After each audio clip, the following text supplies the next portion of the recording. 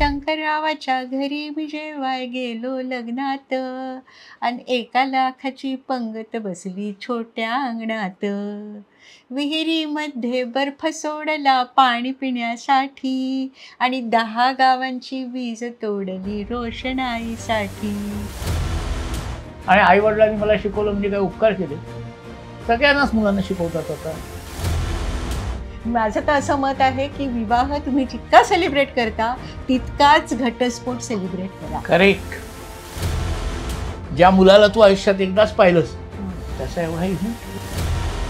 आम्ही हे आंतरजातीय लग्न करा असं म्हणतोय, त्याबरोबरच हेही म्हणतोय की लग्न साधेपणाने करा.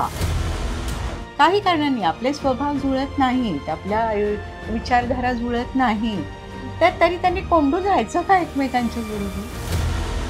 तरुण जोडप्यांनी एक काळजी घ्यावी असं मला वाटतं की त्यांनी म्हणून होण्याची घाई केली. एकमेकांच्या गळ्यात पडून हार घातले, काय मोठं कौतुक केलं.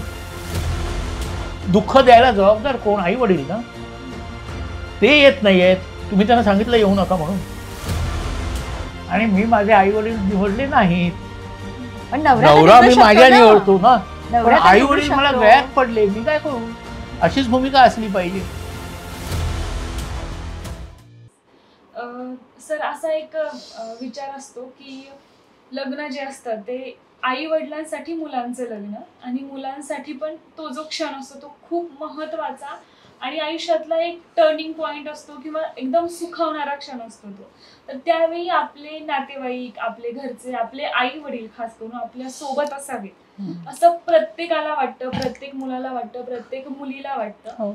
मात्र ज्यावेळी असा प्रसंग येतो की आंतरजातीय आंतरधर्मीय विवाह करायचा आणि घरच्यांचा सपोर्ट नाहीये, तर त्यावेळी अर्थात पालक सोबत नसतात, आणि तरीही जर मुलांनी लग्न केलं तरी आयुष्यभरासाठी एक शल्य नेहमी या आंतरजातीय आंतरधर्मीय विवाह करणाऱ्या जोडप्यांच्या मनामध्ये असतं की आपले आई वडील आपल्यासोबत नाही. चूक. असं शल्य नसतं. माझा स्वतःचा अनुभव आहे, माझा पण अनुभव. आणि आंतरजाती, हे बघा, हे जातीय लग्न, आंतरजातीय लग्न होऊ नयेत म्हणून केलेला फुकाचा प्रचार आहे. ऐका, लग्न आयुष्यात एकदाच घडतं, एखाद्या वेळी दोनदा घडतं, काही सांगता येत नाही. पण त्यावेळी माझे सगळे नातेवाईक असले पाहिजेत, त्यांच्याबरोबर मी सेलिब्रेट केलं पाहिजे, हा संस्कार आहे. आणि हा संस्कार झटकन टाळता येतो. मी स्वतःचं लग्न केलं, रजिस्टरच्या ऑफिसमध्ये जाऊन 2च साक्षीदार होते. माझं काहीही बिघडलं नाही, माझ्या मनात काही शल्य नाही, माझे आईवडिलांशी संबंध उत्तम राहिले. मी असं ठरवलं की कुठल्याही स्वजातीय भरपूर खर्चाच्या लग्नात मी जाणार नाही. मी माझ्या बहिणीच्या लग्नात गेलो नाही, पण म्हणून मला शल्य राहिलं नाही, आणि माझ्या बहिणीचे आणि माझे अत्यंत चांगले संबंध आहेत, काहीही शल्य नाही. आंतरजातीय लग्न केलेल्या अनेक जोडप्यांचा आम्ही पद्धतशीर पाहणी केली आणि अजून करतोय.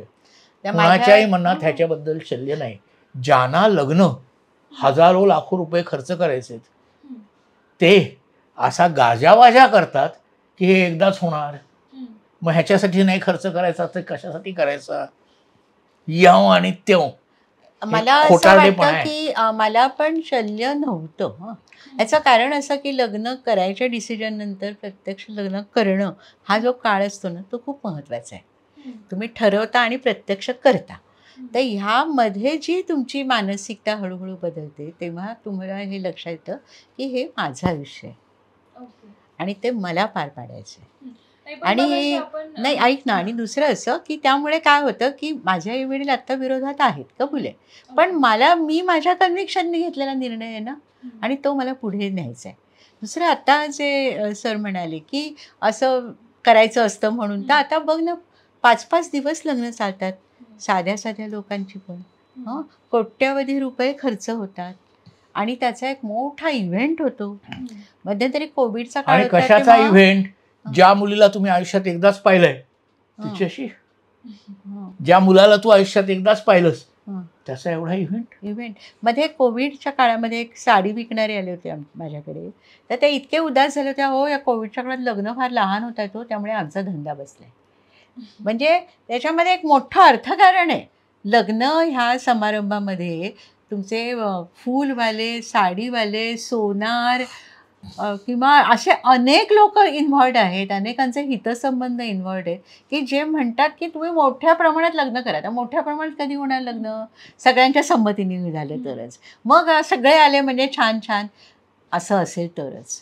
पण तू सांग ना, आता तू तरुण आहेस, माझ्या सुनेला पण मी अगदी हौसेने 10,000 रुपयाचा म्हणजे 2009 साली साडी बिडी घेतली होती. मी ती एकदा घातली, आता ती माझ्याकडे पडून आहे, काय करायचं तिचं? हं, त्यामुळे हे जे खर्च जे आपण करतो ते काय, त्या कशासाठी त्याचं हे आहे. हं, आणि हे लग्न हे आपण लक्षात घ्या की कायद्याचं रिलेशन आहे, सामाजिक रिलेशन आहे. जे काही असं अगदी 7 जन्म जाऊ देत पण ह्या जन्मीसवर टिकेलच असं नाही. आता आपण हगवण्यांची केस बघतोय की तिच्या प्रचंड प्रमाणामध्ये पैसे देऊन काय झालंय तिचं. त्यामुळे आपण आम्ही हे आंतरजातीय लग्न करा असं म्हणतोय, त्याबरोबरच हेही म्हणतोय की लग्न साधेपणाने करा.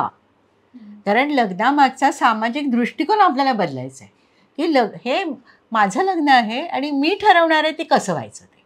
आणि ह्याचा ज्यांचं लग्न आहे त्याच्याशी काही संबंध नाही. अमेरिकन सोशॉलॉजिस्ट होता व्हेबलेन नावाचा, त्याचं कॉन्स्पिक्युअस कन्झम्पशन नावाची गाजलेलं पुस्तक आणि थिअरी आहे.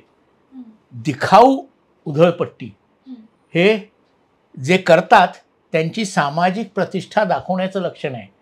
त्याचा लग्न करणाऱ्या वधू आणि वराशी काही संबंध नाही.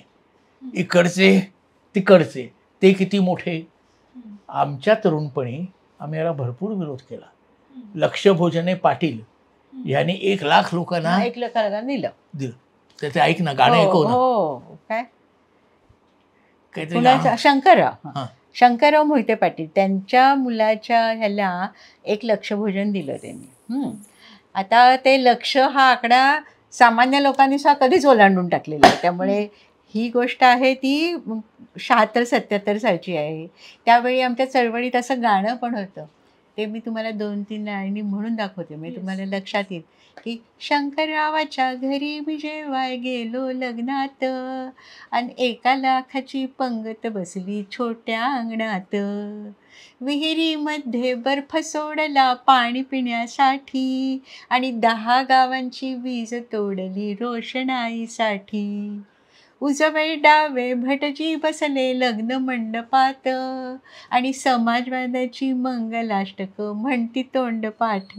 दाबाजी रहाजी रहाजी, अशी टिंगल आम्ही त्याची करायचो की हे तुम्ही करताय ते योग्य नाही. आता हे सगळं जे काही चाललं आहे ते त्या टिंगल बिंगलच्या पार गेलेलं आहे. आणि हा एकमेव प्रसंग असतो त्यावेळी असं करावंच लागतं वगैरे वगैरे. असं काही नाही, खोटे हा भयानक ठरवून केलेला प्रचार आहे.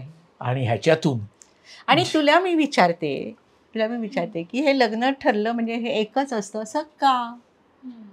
तुमचं लग्न झालं समजा, सगळं बघून झालं, आणि तुम्हाला जर वाटलं की आपलं नाही पटत, काही कारणाने आपले स्वभाव जुळत नाहीत, आपल्या विचारधारा जुळत नाहीत, तर तरी त्यांनी कोंडून राहायचं का एकमेकांच्याच बरोबर? ते पूर्वी गाणं होतं, हम तुम एका कमरे में बंद और चावी खो जाए. अरे चावी खो जाए तिथे ऋषी कपूर आहे, डिम्पल आहे, तर छान आहे गोड गोड सगळं. पण तिथे जर का प्राण असेल, प्रेम चोप्रा असेल, तरी त्याच्याबरोबर चावी खो जाए का? नकोय चावी खो जाए. तुम्हाला त्याच्यातनं बाहेर पडायचं आहे. माझं तर असं मत आहे की विवाह तुम्ही जितका सेलिब्रेट करता तितकाच घटस्फोट सेलिब्रेट करा. करेक्ट. तितकाच करा. अगदी लोकांना बोलवून पार्टी करा की येस आम्ही डायव्होर्स करतात. याचं कारण आमचं नव्हतं जुळत, आणि लेट अस ॲक्सेप्ट दॅट. तुम्ही त्याचंही आयुष्य कोंडून ठेवता, आपलंही आयुष्य कोंडून ठेवता, कशासाठी? त्यामुळे लग्न हा माझा अगदी शेवटचा सगळ्यात महत्त्वाचा असं नाही आहे. आत्ता मला असं वाटतं की आमचं दोघांचं जमेल, आम्ही संसार करू शकू, म्हणून आम्ही एकत्र आलो. आणि जर आम्हाला असं वाटलं की नाही जमत तर आम्ही बाजूलाही होऊ. फक्त त्यासाठी तरुण जोडप्यांनी एक काळजी घ्यावी असं मला वाटतं की त्यांनी मूल होण्याची घाई करू नये. कारण जर का मूल झालं तर डायव्होर्सची प्रक्रिया त्रासदायक होते. आणि दुसरं म्हणजे त्या मुलाचा काय दोष आहे ना, की तुमचं पटत नाही, हा मुलाचा दोष नाही आहे. त्यामुळे मूल होण्याचा निर्णय तुम्ही नक्की तुमचं जमणार असेल तरच घ्यावा, कारण पालकत्वाचा स्वीकार हा आणखीन वेगळा मुद्दा आहे. त्याला जोडून मुद्दा असा की खरंच साजरं करायचं तर मुलाचा जन्म साजरा केला पाहिजे. तुम्ही एक अख्खं नवं आयुष्य निर्माण करताय, एकमेकांच्या गळ्यात पडून हार घातले, काय मोठं कौतुक केलं. पण आता ह्या मुलाची जबाबदारी तुम्ही स्वीकारताय, पालकत्व घेतलेलं आहे. पालकत्व घेतलंय, ते साजरं करा. आणि ते एकदाच होत नाही, 2-3दा होतं. काय बिघडलं? असो. आपण हा थोडासा साजरेपणाचा जो विषय आहे तो थोडा साईडला करूया आणि थोडंसं ह्या पॉइंट ऑफ व्ह्यूनी जर पाहिलं आपण की ठीक आहे, आपल्याला रजिस्टर जरी लग्न करायचंय किंवा कुठलंही, ज्यावेळी आई वडिलांचा सपोर्ट असतो आपल्याला, तर एक तो आनंदाचा क्षण असतो अर्थातच की घरचे पण राजी आहेत आणि आपण लग्न करतोय, नातेवाईकांचं सोडून द्या. पण मग जर अशा वेळी आई वडिलांचाही सपोर्ट नसेल तर ते दुःख नाहीये का? आहे ना, पण दुःख आयुष्यात अनेक असतात आणि ती सोसावी लागतात. म्हणजे आता उदाहरणार्थ परीक्षेला बसून पास होण्यासाठी अभ्यास करावा लागतो, हे सुद्धा दुःखद आहे. मला कधी आवडलं नाही पण करायला लागला, हां, दुःख भोगावं लागलं, हां, तेव्हा मी आयुष्यात दुःख भोगणारच नाही आणि मला फक्त सुखच मिळालं पाहिजे. दोन, दुःख द्यायला जबाबदार कोण? आई वडील ना. ते येत नाही आहेत, तुम्ही त्यांना सांगितलं येऊ नका म्हणून, तुम्ही नाही सांगत, तुम्ही म्हणता या, जरूर या आमच्या लग्नाला. ॲब्सोल्युटली. तुम्ही जर बहिष्कार घातला तर त्यांना दुःख होऊ दे, त्यांनी करून घेऊ नये, त्यांनी यावं लग्नाला. उलट म्हणते, विचारते की समजा आई वडिलांना दुःख होऊ नये म्हणून मी त्यांच्या मनातल्या माणसाशी लग्न केलं आणि माझ्या मनातल्या माणसाशी केलं नाही, तर मग मी दुःखी नाही राहणार का आयुष्य? आणि तो माणूस पण दुःखी राहणार ना. मग हे दुःख चालतं का? अनेकदा तेच होतं समाजामध्ये, मुली हे दुःख पचवायला तयार होतात, मात्र आई वडील दुःखी नको राहायला आपल्यामुळं किंवा आई वडिलांना त्रास. अगं त्यावेळी त्यांचा नाईलाज असतो. परत परत सांगतोय, त्यांच्या मनावर हे बिंबवलं गेलंय की कुटुंबाची प्रतिष्ठा ही तुम्ही जपलीच पाहिजे. आणि मग कुटुंबाची प्रतिष्ठा की माझं मन, याच्यात मी कुटुंबाच्या प्रतिष्ठेला जास्त किंमत देते, ही वस्तुस्थिती आहे. हां, अगदी मी तुम्हाला उदाहरण देऊ शकते की आमच्या जवळच एका बौद्ध मुलाचं आणि एका चर्मकार समाजातल्या मुलीचं प्रेमविवाह झाला.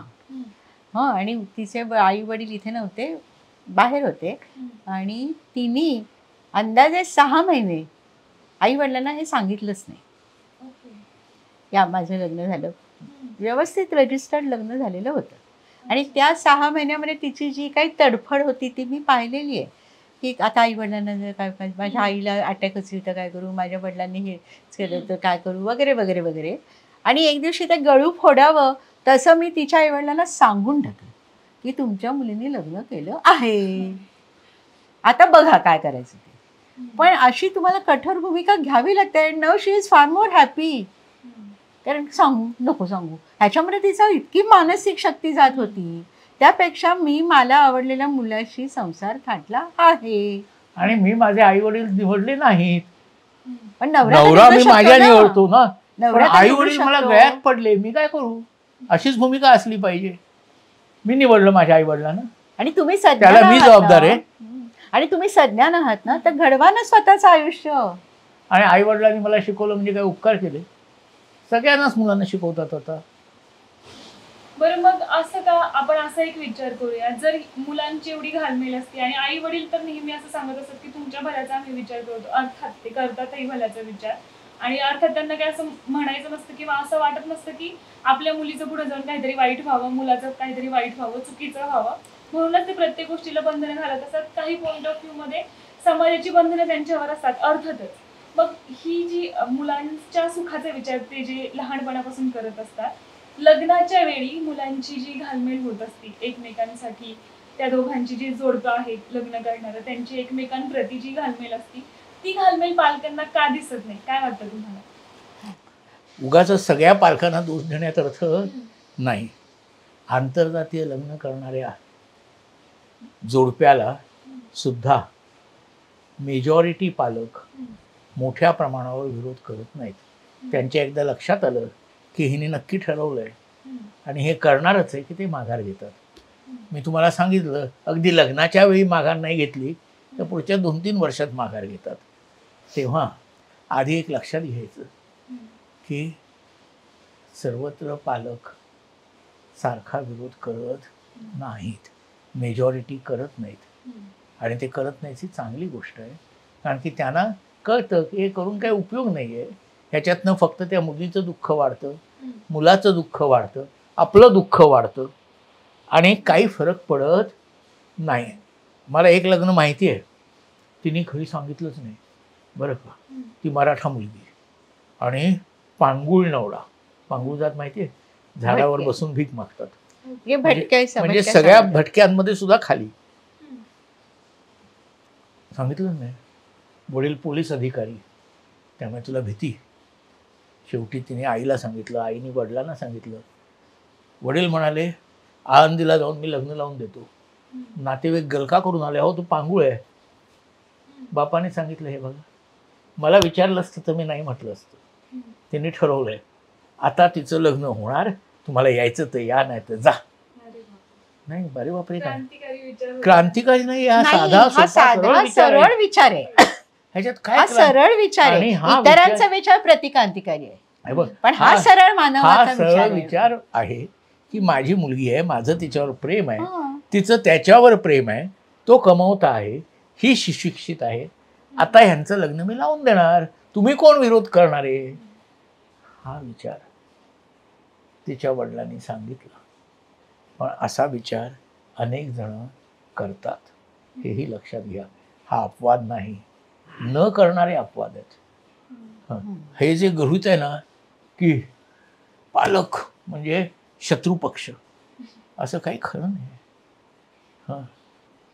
सर मध्यंतरी सैराट नागराज मंजू यांचा चित्रपट आला होता, तर त्या चित्रपटामध्येही अशीच एक कहाणी होती आणि अपेक्षा अशा होत्या की या चित्रपटामुळे हे जे ऑनर किलिंगचे प्रकार आहेत ते कमी होतील आणि समाजामध्ये काहीतरी बदल होतील किंवा काहीतरी, जसं की आता आपण म्हणालो असे काहीतरी विचार रुजले जातील. मात्र उलट झालं. त्याच्यानंतर अनेक ऑनर किलिंगचे प्रकार घडले, अनेक अशा घटना घडल्या. तर मग ज्यावेळी आपण म्हणतो महाराष्ट्र पुरोगामी आहे, आणि अर्थातच आता ज्यावेळी तुम्ही मला हे उदाहरण सांगितलं, मलाही असं वाटलं की बापरे, हा तर क्रांतिकारी विचार आहे. मात्र तो क्रांतिकारी विचार नाही, तो एकदम सरळ साधा आणि एक सुखी मार्ग अवलंबता येईल असा विचार आहे, सोपा विचार आहे. मात्र अद्यापही अजूनही मलाही तो क्रांतिकारी विचार वाटला. मग आपण जो महाराष्ट्राला पुरोगामी महाराष्ट्र म्हणतो आणि ऑनर किलिंगचे प्रकार घडतात, असे विचार आपल्याला या ठिकाणी क्रांतिकारी वाटतात, जे सरळ साधे सोपे वाटायला हवे. तर त्यावेळी खरंच महाराष्ट्र आता पुरोगामी राहिलाय का, हाही प्रश्न पडतो. मला वाटतं पुरोगामी राहिलंय, कारण आमच्यासारखे लोक आहेत ना अजून. नुसतं हे विनोदाने म्हणले की आमच्यासारखे बापाची गोष्ट सांगितली, तसे आहेत. पण पलीकडे लक्षात घ्या की त्या काळी जे विचार होते ते आज जर कोणी मांडले तर आपल्याला भयानक वाटेल. एक उदाहरण सांगतो फक्त. एक, तुम्हाला माहिती आहे पर्वतीचा मंदिर प्रवेश झाला. पर्वतीच्या मंदिरात दलितांना प्रवेश नव्हता. तो प्रवेश मिळावा म्हणून 1929 साली झाला. ह्याला आता जवळजवळ 100 वर्ष होतील आता. त्यावेळी ते गाडगीळ, SM जोशी वगैरे नवी गाडगीळ म्हणजे आपल्याला माहित असलेल्या गाडगिळांचे वडील. त्या काळात एक भालाकार भोपटकर असे पत्रकार होते, ते प्रखर विरोधी होते. त्याने जाहीर भाषण केलं की ह्यांना महारांच्या मुली हव्या आहेत, महारांना ब्राह्मणांच्या मुली हव्या आहेत, म्हणून हे सगळं करतायत. आणि तुम्ही काय म्हणता जाती व्यवस्था, आम्ही आमच्या बायकांना पण बाहेर बसवतो 4 दिवस दर महिन्याला. तेव्हा अस्पृश्यता, हिला काय दोष द्यायचा. तेव्हा SM जोशी ऑडियन्समध्ये होते. त्यांना राहवलं नाही. ते उठून उभे राहिले आणि म्हणाले, अहो तुम्ही त्यांना 4 दिवस बाजूला ठेवता, नंतर किती कुरवाळताचे सांगत नाही. तेव्हा त्यांच्यावर हल्ला झाला, त्यांचं धोतर फेडण्यात आलं. तेव्हा महाराष्ट्रामध्ये अचरट विचार मांडणारे आणि कृती करणारे भालाकार भोपटकर त्यावेळी होते. सावित्रीबाईंवर शेण फेकणारे त्यावेळी होते. तेव्हा हा काहीतरी पुरोगामी महाराष्ट्र हा अशा प्रतिगाम्यांपासून नेहमीच मुक्त होता नाही. ते चांगले जोरदार होते आणि त्यातले काही अजूनही आहेत. फक्त काही काळ ही पुरोगामित्वाची जी प्रेरणा होती ती अधिक प्रखर होती. आज ते त्याचा जो इम्पॅक्ट आहे समाजातला तो काहीसा तुम्हाला कमी झालेला दिसतो. म्हणून आपण तो परत सुरू केला पाहिजे. म्हणजे याच्यावर माझा लेख आहे की शेवटी जातीविरोधी एक गाव एक पाणवठा झाला, पण नंतर नळ योजना आली. अगदी 13 साली नरेंद्र दाभोळकरांनी जात पंचायतींना देऊ मुठमाती अशी सुद्धा चळवळ सुरू केली. ती आता थंडावली आहे. तेव्हा आता आपण आंतरजातीय विवाहांना प्रोत्साहन देण्याची चळवळ नव्याने जोरदार करूया, केली पाहिजे. जसं की तुम्ही आता म्हणाल पुरोगामी महाराष्ट्र आपल्या बाजूने आहे. पुरोगामी महाराष्ट्र आहे अर्थात समाजकंटक प्रत्येक पिढीमध्ये असतात, हो. आताही असतीलच, आहेतच. पण आता जसं की तुम्ही म्हणालात की पुरोगामी महाराष्ट्राची जी चळवळ अगोदर होती ती स्ट्रॉंग होती, आता थोडीशी थंडावली. होय, खरंय. आता परत आपल्याला उत्क्रांती करण्याची आवश्यकता आहे किंवा आपण करतोय. एकदम एकमत. येस. पण मग ही सगळी जी विचारधारा आहे किंवा आंतरजातीय आंतरधर्मीय स्पेसिफिकली आपण त्याच्याबद्दल बोलूया की हे जी विवाह आहे तर यासाठी सत्तेत असणारी राजकीय विचारधारा जी आहे ती कितपत कारणीभूत ठरते किंवा कितपत मदतशील ठरते? अगदी अलीकडचंच उदाहरण द्यायचं झालं तर आंतरजातीयांना विवाहांना प्रोत्साहन मिळावं म्हणून केंद्र सरकारची या जोडप्यांना बक्षीस देण्याची योजना होती. ती कुठलंही कारण न सांगता केंद्र सरकारने 2-3 आठवड्यांपूर्वी बंद करून टाकली. म्हणजे त्या खात्याचे राज्यमंत्री रामदास आठवले यांना सुद्धा याबद्दल काहीही कल्पना नव्हती. ह्या दिशेने हळूहळू हळूहळू सरकार काही ना काही निर्णय घेत आहेच. अजून तुम्हाला मी 2008चा निर्णय सांगते. म्हणजे ह्या सरकार येण्याच्या आधी आपल्या काही राज्यांमध्ये गॅझेटमध्ये असं ठराव झालेला होता की जर आंतरजातीय विवाहित जोडपं असेल, त्यातलं एक दलित असेल, एक न दलित असा असेल, तर दलित माणसाला जे रिझर्वेशनचं मिळतं फॅसिलिटी ती त्याच्या स्पाऊसला पण मिळेल किंवा नवरा किंवा बायको जे असेल त्यांना सुद्धा मिळेल.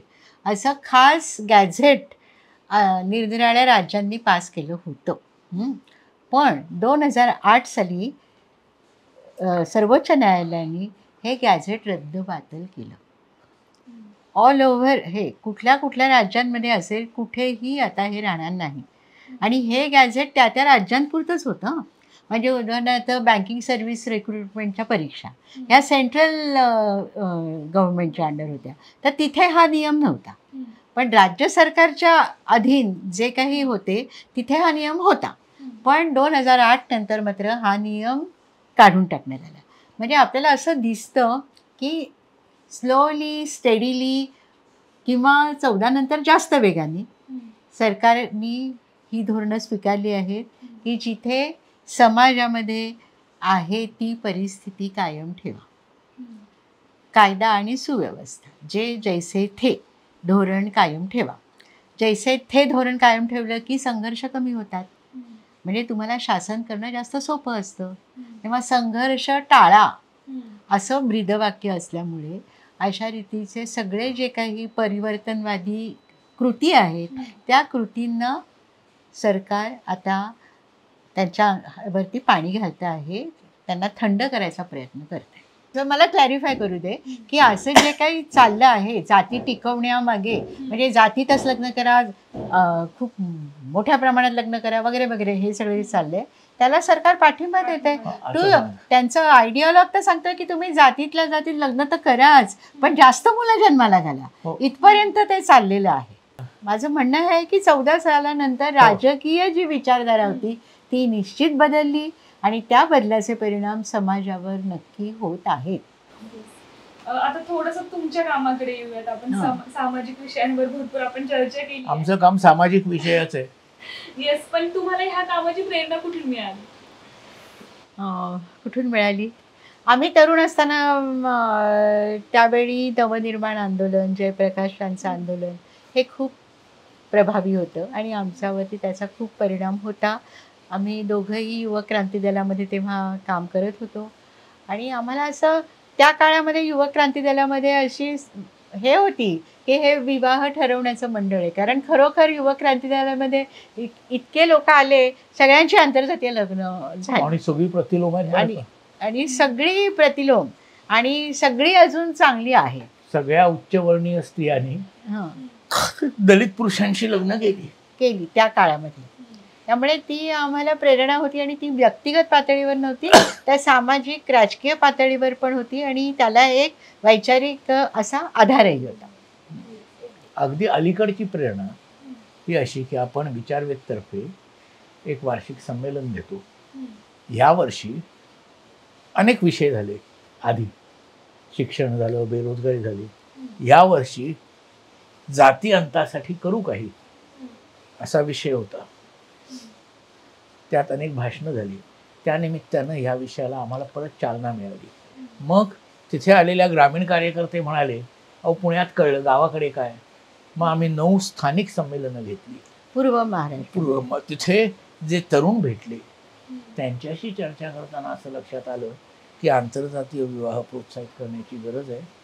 त्याला आता तरुणांच्या मनात फार भीती आहे आणि म्हणून आपण त्यांना आश्वासित करण्यासाठी प्रत्यक्ष कृती केली पाहिजे.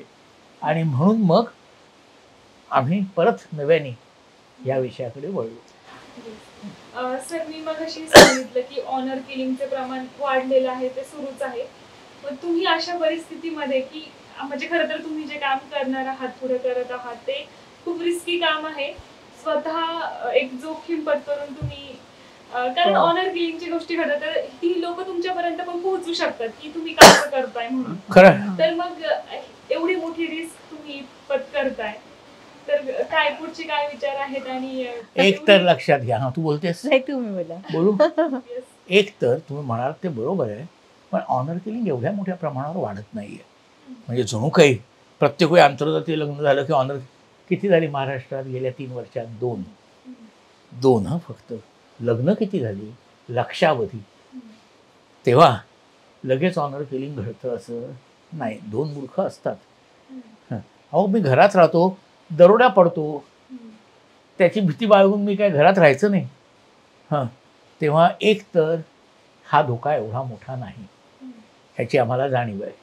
काय होतं, करायचं नसलं ना की धोका आवास्तव मोठा करून सांगितला जातो. हा एवढा मोठा धोका नाही. 2, आम्ही जी सुरक्षित घरं घेतली आहेत ती सगळी उच्च मध्यमवर्गीयांची, उच्च वस्तीतली आणि उत्तम सिक्युरिटी असलेली आहेत. त्यामुळे झटकन कोणीतरी आलं आणि केला. 3, ही जी जोडपी येतील याची पोलिसांना आम्ही माहिती देऊ खाजगीत की गरज पडली तर पोलीस आले पाहिजेत म्हणून. त्याला पोलिसांना अर्ज देऊन झाला आहे. पोलीस सहकार्य करायला तयार झाले आहेत. काही घरं पाहून गेले आहेत. पण आम्ही ह्या घरांची नावं जाहीर करणार नाही, कोण कुठे राहतंय सांगणार नाही. तेव्हा त्या दृष्टीने सुद्धा ही घरं सुरक्षित आहेत. अगदी मी त्याच पॉइंटकडे येणार होते की तुम्ही आमच्या प्रेक्षकांना सांगा नेमकी कशा प्रकारची मदत तुम्ही अशा जोडप्यांना करणार आहात. एक, अर्थात पहिल्यांदा त्यांचं लग्न लावून देण्याचा प्रयत्न करणार. लागलं नसलं तर ते रजिस्टर करणार. त्याशिवाय त्यांना आम्ही एकत्र राहायला देणार नाही. नंतर लग्न झालेल्या जोडप्याला एकत्र राहायला देणार. हे घर चांगलं मध्यमवर्गीय सुरक्षित जागी असलेलं आहे. तिथे त्यांची जेवण खाण्याची सोय होईल, 2 वेळा नाश्त्याची सोय होईल. त्यांना थोडा अलाउन्स मिळेल, कारण की काही वेळा अजिबातच खिशात पैसे नसतात.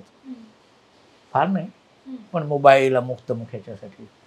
मग त्यातल्या दोघांनाही जर नोकरी नसली किंवा कमवते नसले तर तात्पुरता का होईना आम्ही काम देण्याचा प्रयत्न करणार, ज्यातनं त्यांना महिन्याला 15-20 हजार रुपये मिळायला लागतील, ज्यातनं ते जगू शकतात. आणि असं त्याशिवाय त्यांना गरज वाटली तर ना, इम्पोजिंग नाही, पण हे चांगले सुशिक्षित लोक आहेत ज्यांचा आंतरजातीय लग्नांना पाठिंबा आहे. ते त्यांना काउन्सिलिंग करतील, हवं तर धैर्य देतील. शिवाय त्यांना ह्या समाजात वावरता येईल इतकी मदत आम्ही करणार. या पलीकडे त्यांचं आपापसात पटलं नाही तर आम्ही काही करू शकत नाही. आणि दुसरं असं ना की आपल्याला अलीकडे असं झालंय की काही करावं ते सरकारने करावं. मग सरकारने अशी योजना करावी. आपल्या सर्वोच्च न्यायालयाचा महाराष्ट्र सरकारला आदेशच आहे की यांच्यासाठी तुम्ही सुरक्षित घरं पुरवा. मग सरकारने काय केलं, डाक बंगले वगैरे असे जे असतात आस्थापना, तिथे त्यांची व्यवस्था, पण तिथे पुरेशी सुविधा नसते.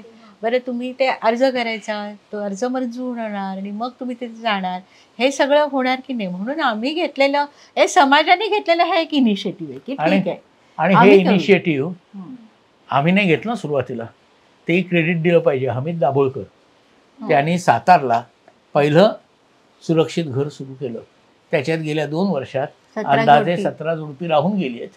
त्यामुळे ते वृद्धाश्रम आहे आणि तिथे त्यांनी ही पण सोय केलेली आहे. तर प्रेक्षकांनो, आज तुम्हाला अनेक प्रश्नांची उत्तरं मिळाली असतील, जशी की मला पण अनेक प्रश्नांची उत्तरं आज मिळाली. वैज्ञानिक दृष्टिकोन असेल त्यामागचा, किंवा सामाजिक भूमिका असतील, तरुणांनी कशा प्रकारचे विचार करावेत, कोणते विचार समाजानं अनुसरायला पाहिजे, या सगळ्याच प्रश्नांची उत्तरं आज तुमच्यामुळे आम्हाला मिळाली. आणि तुम्ही आम्हाला हा जो मौल्यवान वेळ दिला आणि हे नवीन विचार जे तुम्ही आज आमच्यापर्यंत पोहोचवले, आमच्या प्रेक्षकांपर्यंत पोहोचवले, त्याबद्दल तुमचं खूप खूप आभार. आणि तुम्ही हे चांगलं काम करताय, तुम्हाला शुभेच्छा. तुम्हाला खूप खूप शुभेच्छा. आणि तुम्ही सगळे तरुण आहात, तुम्ही सुद्धा आंतरजातीय लग्न अवश्य करा. आणि तुम्हाला अवश्य असेल ती मदत आम्ही नक्की करू. घर सुद्धा पुरवू.